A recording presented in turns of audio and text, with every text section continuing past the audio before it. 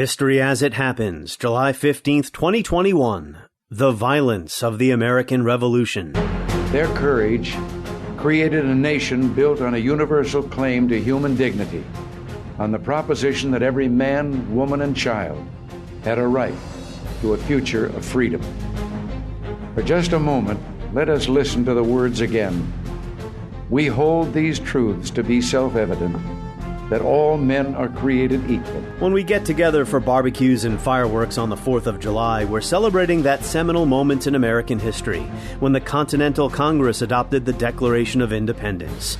But achieving independence required victory in a violent revolution. And it's that violence, colonist against British, colonist against colonist, that has strangely receded from our common memory, with implications for our politics today.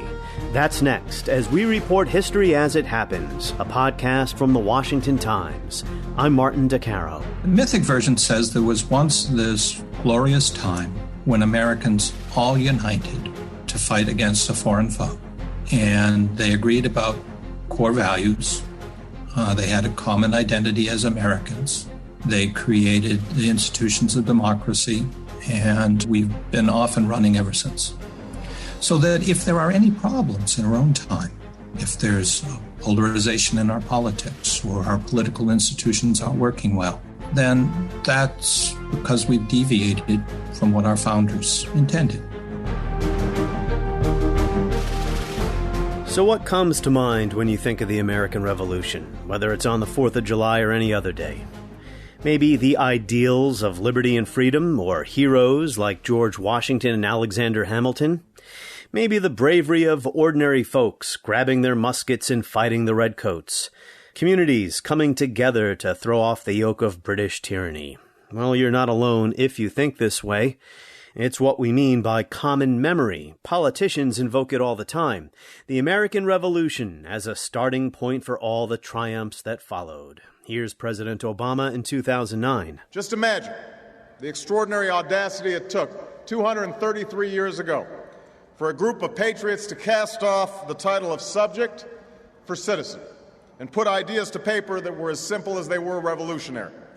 That we are equal, that we are free, that we can pursue our full measure of happiness and make of our lives what we will.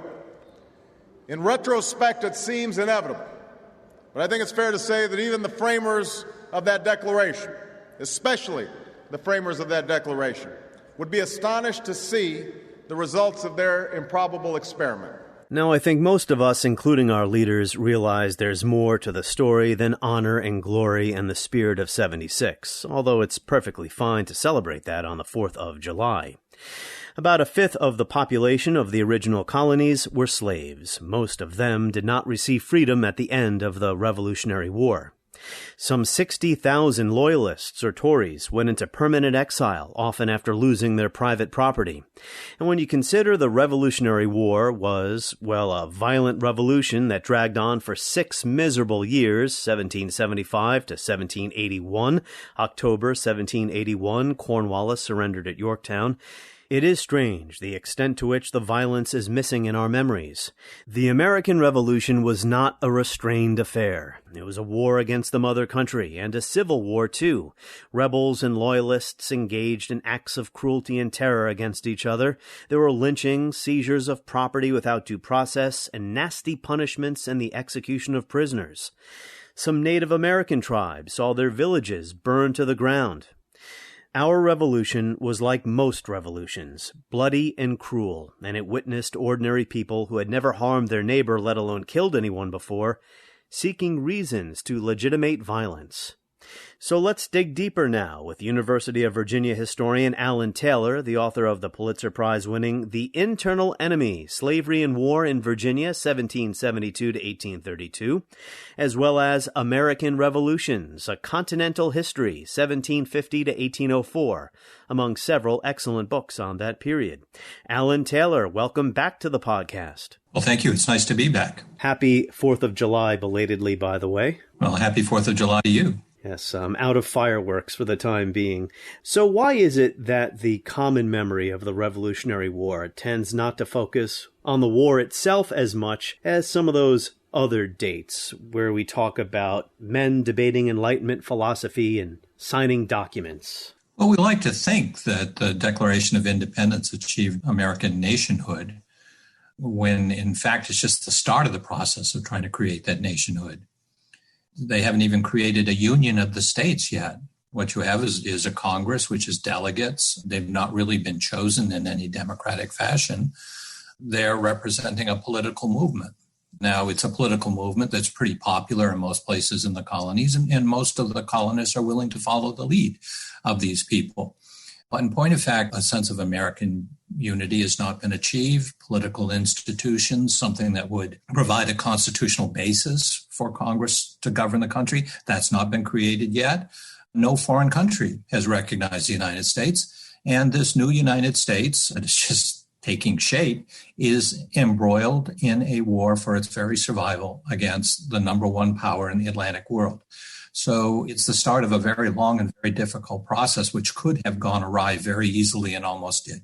The fighting begins a year before the Declaration of Independence, colonists taking up arms against the British and each other, of course. What were these ordinary people thinking about the warfare, and the cause for which they were fighting? When we look at pictures of the leaders of the American Revolution, the top leadership, they look to be dressed very finely and then, to our eye, very odd-looking clothes. And we can imagine this as some kind of different society and with a different kind of warfare going on. But warfare tends to get nasty, particularly when it is a civil war. Not all Americans were supportive of independence. It was very controversial to declare independence. And at least a fifth, and perhaps as many as a third of Americans are not on board. Some of them are actively opposing it as loyalists, and other people are disaffected in the sense that they don't want to be caught up in this violent conflict. They don't want to make a choice. They want to tend their farms or their shops and be left alone. So you have a whole range of responses to independence, from some people who are quite enthusiastically supportive to many people who are appalled by it, and then most people are in between somewhere. When it came to the worldview of ordinary folks at that time, were they engaging with the same Enlightenment ideals and philosophies of the founders, or something else? Well, probably not the philosophical ideals in the Declaration. These are derived from the Enlightenment. And so you'd have to be a fairly sophisticated, well-educated colonist to have direct access to those sorts of ideas. There were such people, but we're talking about 5-10%. Most colonists got their worldview from reading the Bible. And so what is much more accessible to them is a religious discourse about being a special nation with a special relationship to God and regarding the British as having sold out to Catholicism. Now, that's a real stretch by any factual basis, but the British had tolerated the Catholic religion in Canada, which they had conquered in a recent war. And this was troubling to many common colonists. So this isn't what we like to think of as what's motivating people to fight Britain, but to a surprising degree, people are initially motivated because they think that the Protestant cause is being let down by British rulers. And how did these ordinary people come to see violence as a legitimate means to topple British rule, to act out against their neighbors? What they're really unhappy about is that they have neighbors who are not supportive of confronting British rule. They have neighbors who, in fact, would like to restore the union of the empire. And so there is a real visceral hatred that develops between patriots and loyalists, as each of these two sides regards the other as destroying peace and stability. The Patriot line is we all must unite. All Americans must unite, or we can't win this war. So if we have any in our midst who are not supporting the war effort, who are not supporting independence, and indeed might actively be working to help the British, those people are the fundamental evil that must be eliminated. And then you have loyalists who say, all of this could be worked out with British leaders, except there are these reckless demagogues who are leading the patriots, who are destroying law and order and peace and prosperity. And if we could just isolate them, then we could restore the good situation that we had with Britain prior to 1763. So it's very interesting to see somebody like Benjamin Franklin, for example. Franklin had been, up until about 1773, 74, been working to try to reconcile the colonists to Britain. Now, he was trying to get the British to back down, the British Parliament, in imposing taxes. But he was still thinking this was a possibility. But then he becomes quite soured on this. He doesn't see compromise as possible with the leaders of Parliament by 1774. And after that, he hates Loyalists and could just go into rages about them. You could say despite, or you could say especially because of his own son being a Loyalist. And he will barely ever speak to his son again. They come to quite hate each other. And the Patriots, the rebels, formed what were known as committees of safety, in which they did what? They went around destroying property, censoring people, even lynching people who weren't even necessarily loyalists, but anyone who may have spoken in favor of British authority? Well, it unfolds in stages, and there are different levels to it. So what you would have at the very top, you'd have Congress, but which is an informal body, doesn't have any constitutional basis. It doesn't have the power to legislate. It just recommends. Meanwhile, in each colony, you develop a provincial Congress, which has a little more authority, but still they're extra legal. They're created as alternative to the colonial legislatures, and they just stand outside of the royal governors and the legitimate legislatures of these colonies.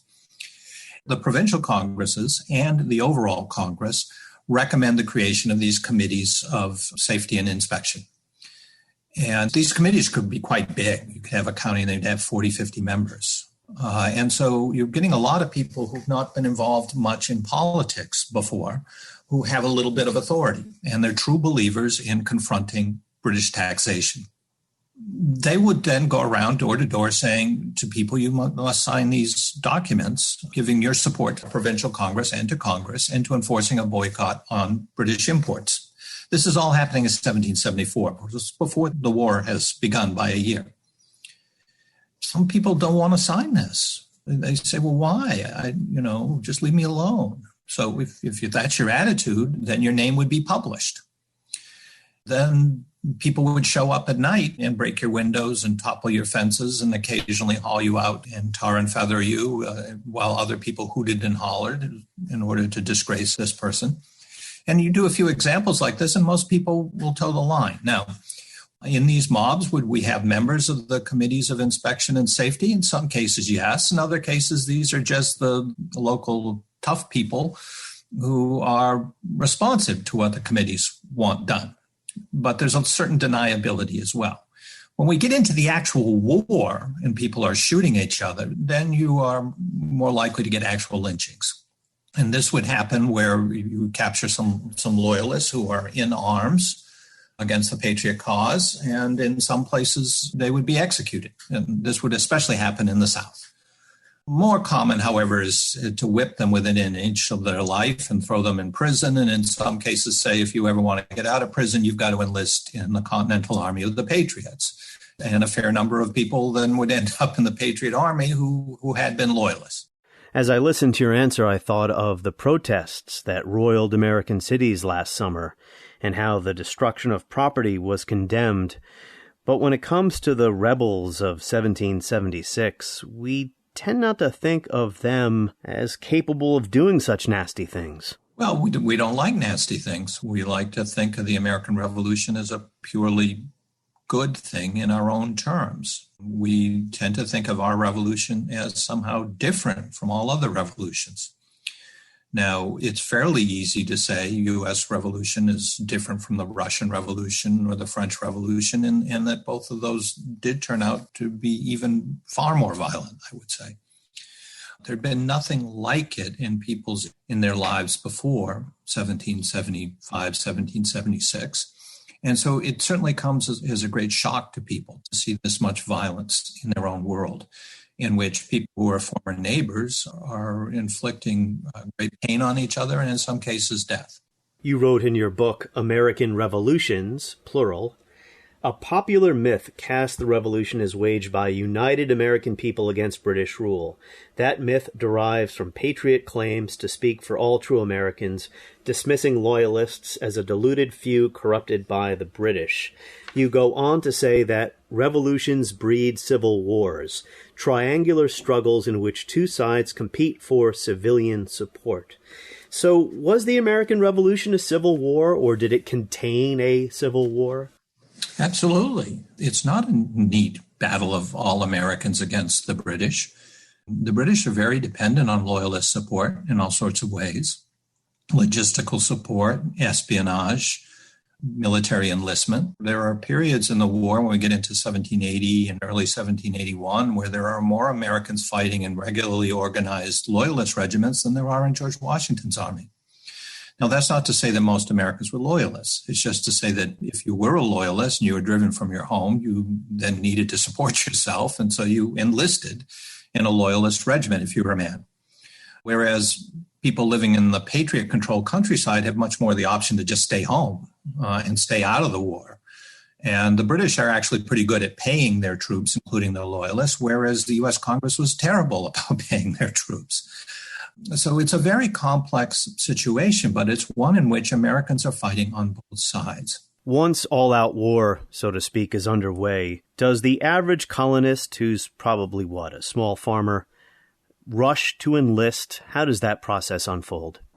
Well, there is considerable enthusiasm in many of the colonies at the very start of the war to turn out and support the Patriot cause. Now, considerable enthusiasm doesn't mean 100%, 90%, 80%, even 70%. It means that you are raising thousands of men. Now, they will only agree to serve for 1 year. It's very difficult to get any of these common Americans to enlist for more than 1 year. And indeed, at the start of the war, political leaders are saying it's just impossible to get people to agree to more than 1 year because this has been the tradition in colonial America that you would enlist at most for 1 year. And then if you were truly miserable, you got to go home and you would not re-enlist. I'm assuming that most soldiers were pretty miserable. It's pretty miserable to be in an 18th century war. And most of these people, terms of enlistment will expire at the end of the calendar year. So it's late December. And it's cold. And it turns out the Patriots aren't very good at coming up with blankets or clothing for their soldiers. So people are hungry. They're very cold. They're exposed. They're in these camps, which are extremely unhealthy. You're much more likely to die of disease than of combat. But combat's not inconsiderable as a danger either. And so after you've experienced this for about 11 months, there are plenty of people who say, I'm done. I've done my part. And after that, these people go home and they're in rags and they have lots of stories of hardship to tell. And it means it's going to be a lot tougher to persuade more young men to go off and fight after these people are coming home. And some of them are coming home with crippling wounds. So it becomes more and more difficult as the war goes on to enlist people to support the Patriot cause.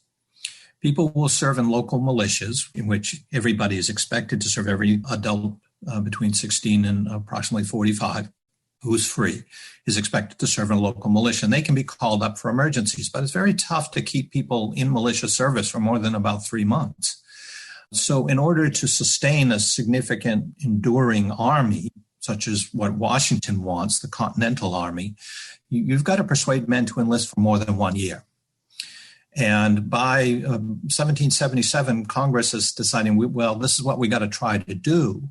And we've got to have enlistments of 3 years or the end of the war.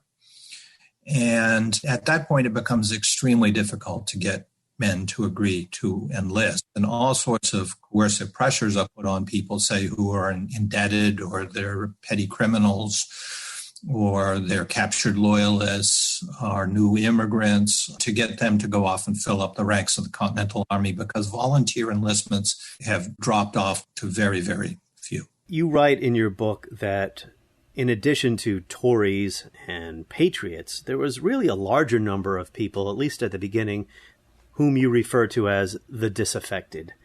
It doesn't necessarily fit into our memory of a glorious cause, but these are regular people who just don't want any part of the war. We touched on this a little bit earlier, if you don't mind digging a little deeper on that right here. Yeah, we would like to think, in retrospect, that everybody living in the colonies was politically very aware and well-informed and capable and ready to make a political choice that they would stick to.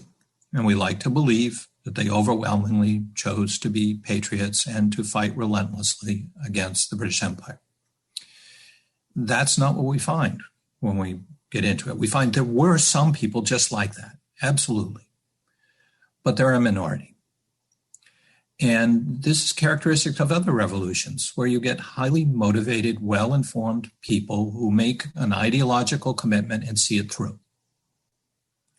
And if they're committed and they're well-organized, they can end up bringing a lot of people with them.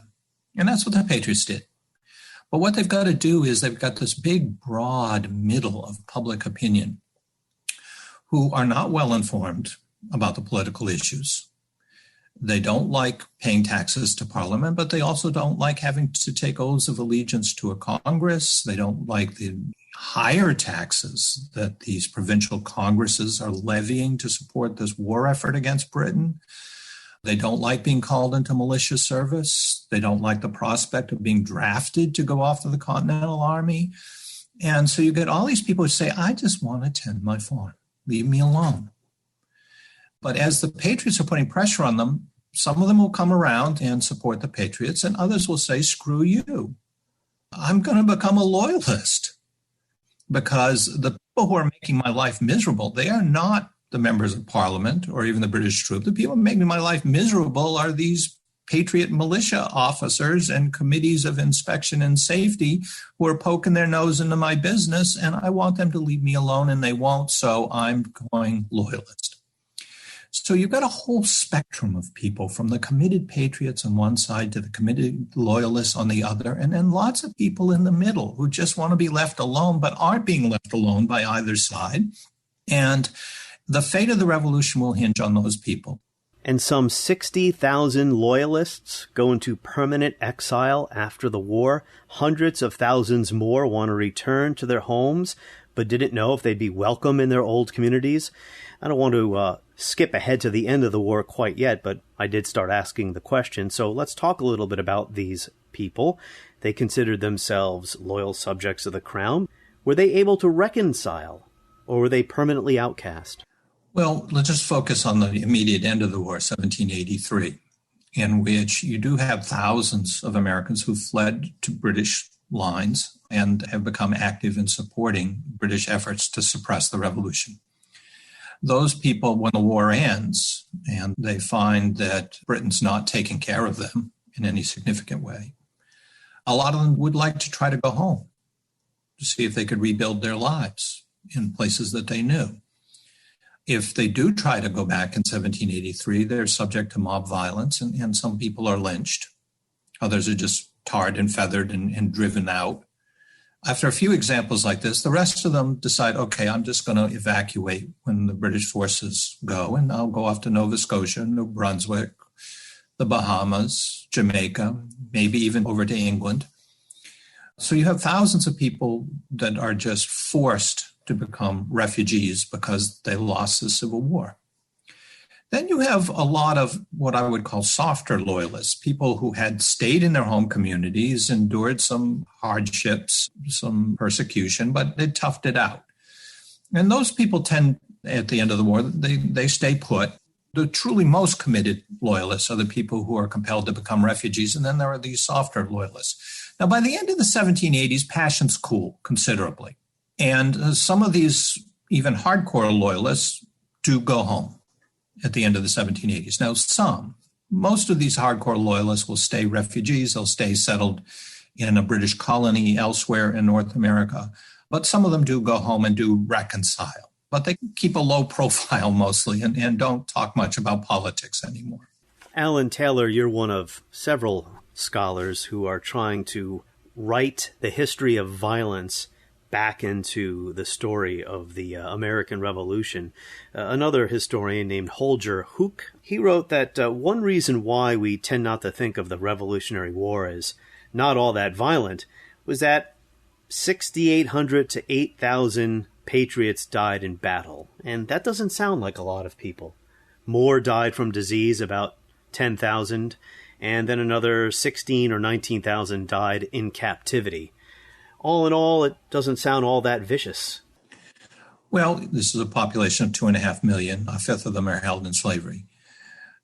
8 to 10,000 people dying in combat is a pretty modest war today, of course. Over the course of about 6 years or so? Yeah, but it's pretty significant for the 18th century in a very dispersed rural population. In addition to the violence of combat, there's also the violence of being driven from your home and your property destroyed. So most of the violence during the Revolution is focused on property or inflicting corporal pain through whipping and tarring and feathering, which was truly miserable experiences. How many people suffered in that way, it's impossible for us to add up, but we have lots of reports that this happened on a pretty regular basis. So there's plenty of violence to go around in the Revolution. And again, this is shocking to people. Now, they knew about violence on the plantation. Violence is a routine thing inflicted on enslaved people. They knew about violence on the frontier. Conflicts with Native Americans had been going on for generations, and the violence on both sides was quite brutal there. But in these long settled communities in New England or eastern Pennsylvania or eastern New York, to have neighbors engaged in destroying one another's farmhouses or inflicting tarring and feathering or whipping people, this comes as a shock. It makes a very big impression at the time. But we've largely written that out of telling the story of the American Revolution because, frankly, it's very uncomfortable. What I would hope that we could do is that we could still see plenty that's admirable in the Revolution, but to understand that revolutions are violent things, including our own. Our revolution could be both violent and nasty and destructive, and yet produce certain ideals of equality and of freedom, remarkable and radical for their time, and have been inspirational ever since. So that's a challenge to combine those two, to look at this violence and not say this violence discredits everything, but also not to look at the ideals that are generated and say, therefore, we shouldn't talk at all about the violence. I think we need to talk about both of them if we want to understand a revolution. I do want to get into why this is important for today's politics, as well as the war's effect on Native Americans and slaves, but something you just said there was really remarkable, that most of the violence was against property and neighbors. If there's anything sacrosanct in the American system, it is private property rights. But during this war, private property rights were often trampled. Well, I would say it's, and I'm sorry, I'll sound like a refrain, this is what academic historians say, we say it's more complicated. The revolution does begin as a defense of private property rights by saying that we cannot allow Parliament to tax people who are not represented in Parliament. And it's impossible for colonists to be represented in Parliament for many reasons. It's far away, communication is very slow, the colonists would be a small minority, so the colonists did not want to be represented in Parliament. What they wanted was for Parliament not to tax them. They were willing to pay taxes levied by their own colonial legislature. Every colony had its own legislature. Virginia had one, New York had one, Massachusetts, and so on. And colonists said, those colonial legislatures, where we can be represented and are represented, they alone can tax us. So that's what the revolution fundamentally begins about. There are other issues as well, but that's the number one issue. But then you get into a difficulty where you're in the midst of this war. There's about a fifth of Americans who are actively fighting against the revolution, trying to restore British authority in the colonies. What do? And you're strapped for money.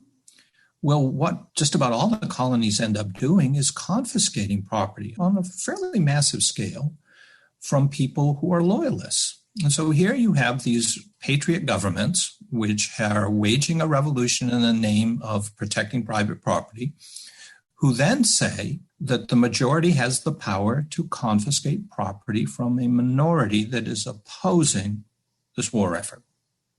Well, that's a pretty dramatic turnabout. In the meantime, for years, you've had violent mobs that are going around destroying property in order to intimidate people who are not supportive of the patriot cause. So it is a contradiction. It's very hard in a revolutionary situation, a civil war situation, to be consistent to these sweeping principles such as the rights of private property. And there's plenty of violation of it during the course of the American Revolutionary War. I don't know, Alan, as I'm barbecuing hot dogs and hamburgers on July 4th, these complexities are just, going to fry my brain. Yeah, I understand. Let's begin to wrap up, the title of your book, Revolutions, American Revolutions.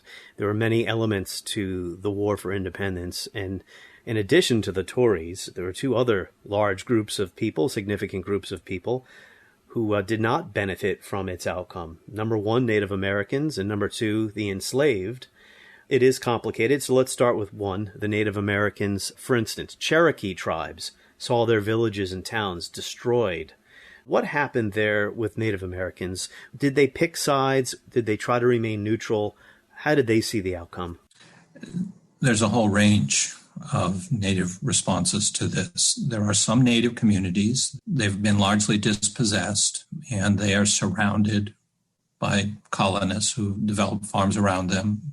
People like the Stockbridge Mohican people in western Massachusetts, or like the Catawba in South Carolina.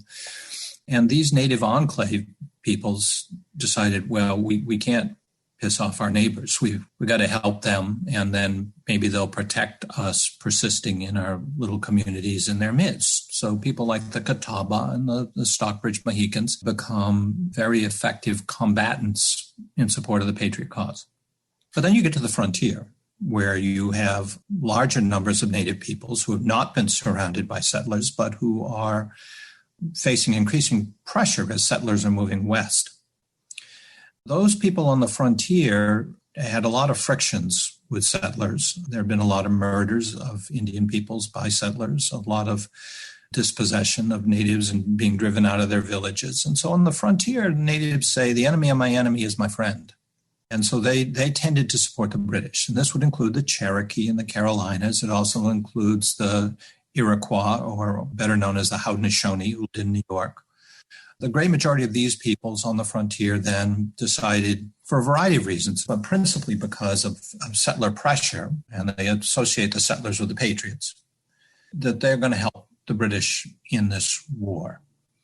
They will become the special targets of patriot vindictiveness after the war, in which the patriots will insist that the Indians should have stayed neutral, should have stayed out of the war, and had done very destructive things on behalf of the British.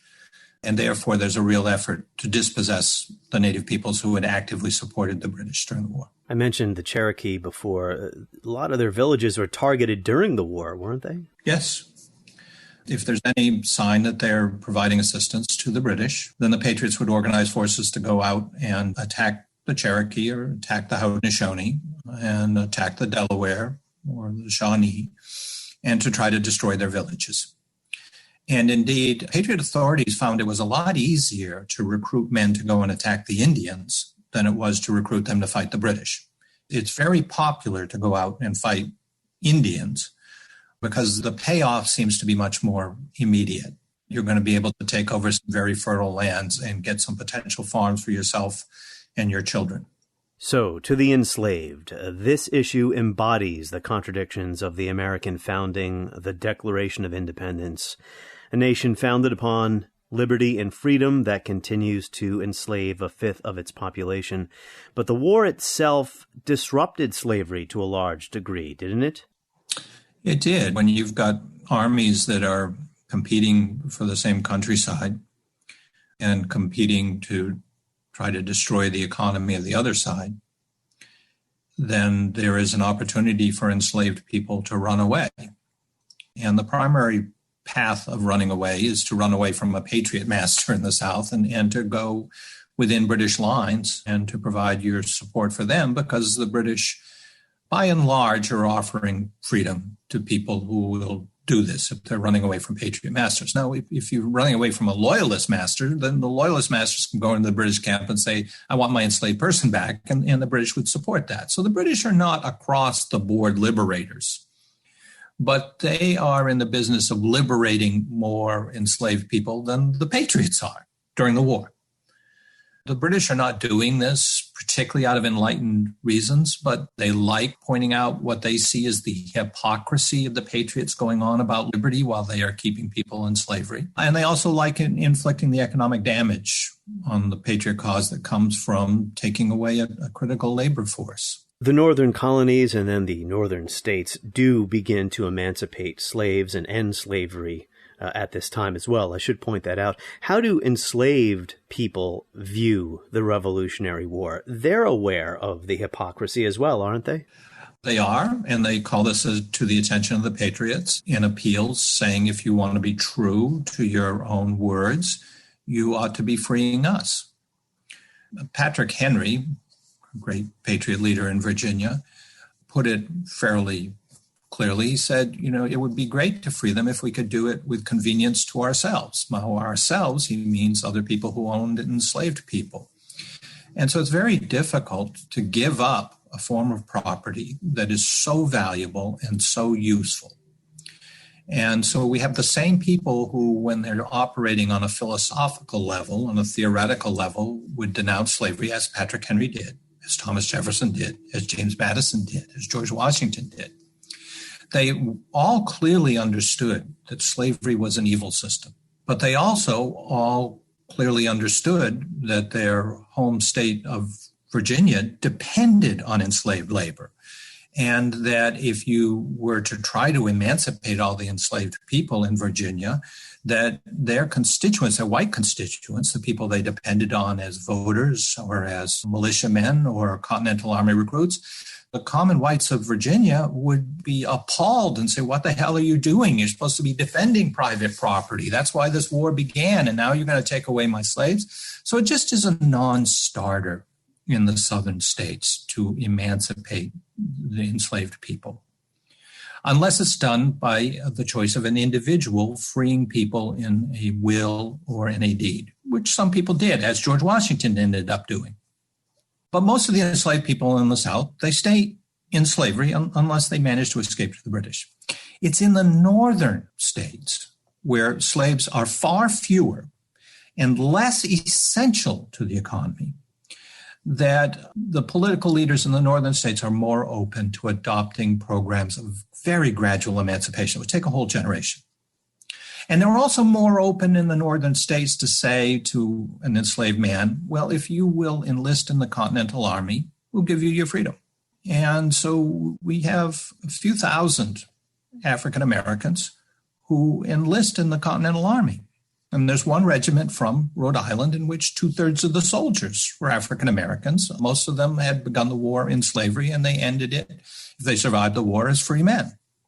Now, they've got a challenge then because they've got parents and siblings and children and wives who are still held in slavery. What generally happens is that after the war, they're working as hard as they can to make wages so they can buy the freedom of their other family members. The revolution does start a process in the northern states where slavery had been weakest.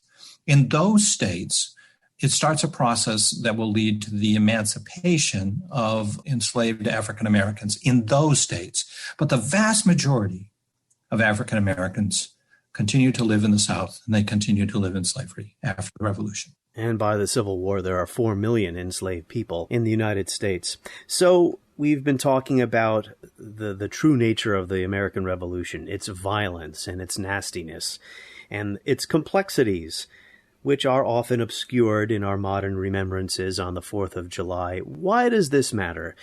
Let's say if Americans, on the whole, took a more nuanced or complex view of our founding, how would that affect the way we do politics, treat each other, any number of things today?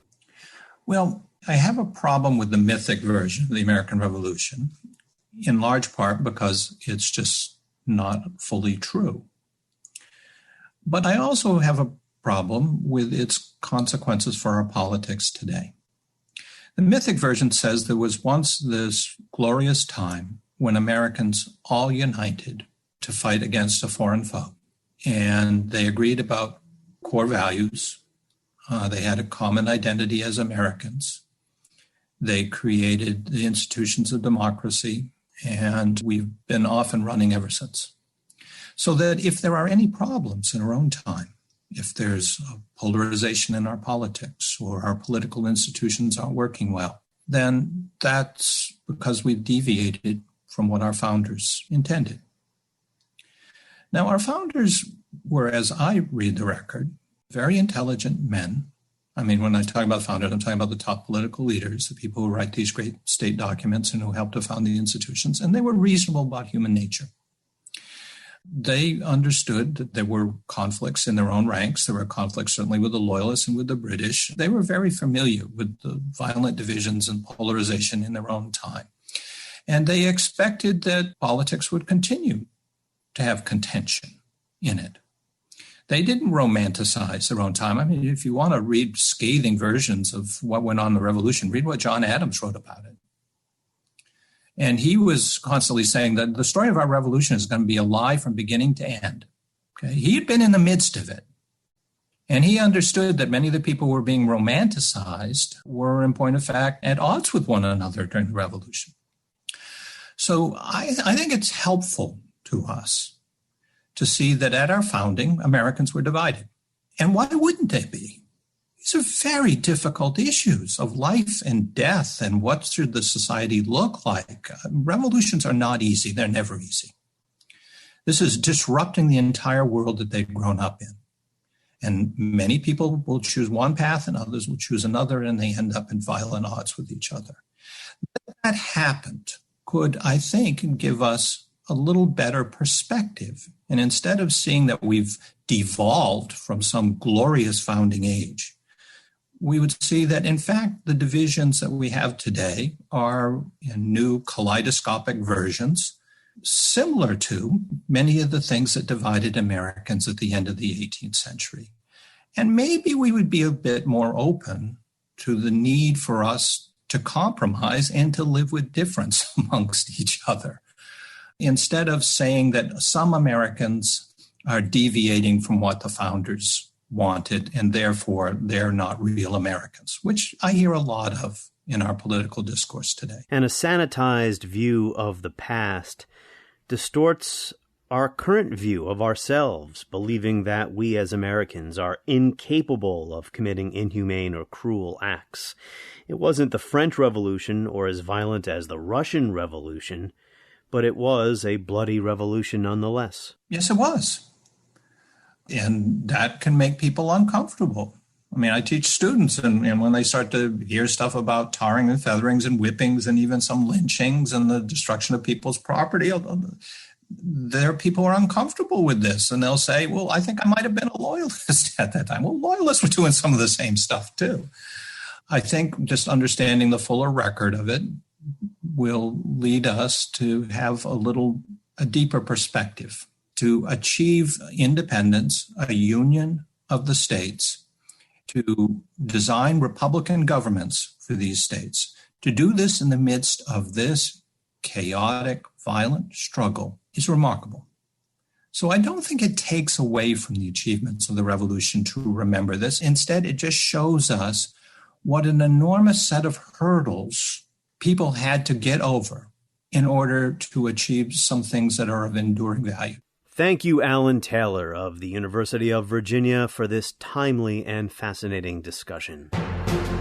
On the next episode of History as It Happens, Vietnam Redux. We today have concluded an agreement to end the war and bring peace with honor in Vietnam and in Southeast Asia. The unlearned lessons of Vietnam as the United States prepares to pull out of Afghanistan.